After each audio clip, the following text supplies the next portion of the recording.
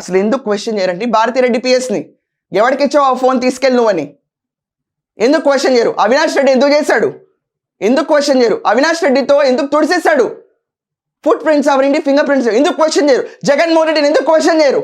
అసలు నువ్వు గొడ్డలతో నరికేవని విషయం ఎలా చెప్పావని సాక్షి పేపర్ని ఎందుకు క్వశ్చన్ చేయరు? నీకెవరిచ్చారు ఈ నారాసు రక్త చరిత్ర స్క్రిప్ట్ అని? అసలు జగన్మోహన్ రెడ్డిని ఎందుకు క్వశ్చన్ చేయరు? లెటర్లో బీటెక్ రవి, ఆదినారాయణ రెడ్డి, సతీష్ రెడ్డి పేర్లు పెట్టి సంతకం పెట్టమని ఎలా అడిగావని? ఎందుకు భయపడుతున్నారు ప్రతి ఒక్కళ్ళు? రగిలిపోవాలా రాష్ట్రం అంతా? ఒక వ్యవస్థ చేసే విచ్చలవిడితనంలో రాష్ట్రంలో ప్రతి ఒక్కళ్ళు నలిగిపోవాలా? ఈరోజు ఆ స్త్రీ వాళ్ళ నాన్నగారి పుట్టినరోజుకి వెళ్తా వాళ్ళ మదర్ ఫోన్ చేసి రావద్దమ్మా నువ్వు పులివెందులకి, సిచ్యువేషన్ చాలా డర్టీగా ఉందంటే ఆవిడ అన్నారు నేరం చేసినాడు భయపడలేదు, నేరం చేసిన వాళ్ళని బయట ఎండేద్దామని తిరుగుతున్న నేను సెక్యూరిటీ గార్డుని పెట్టి తిరగాల్సిన పరిస్థితికి వచ్చాను నేను ఈరోజు.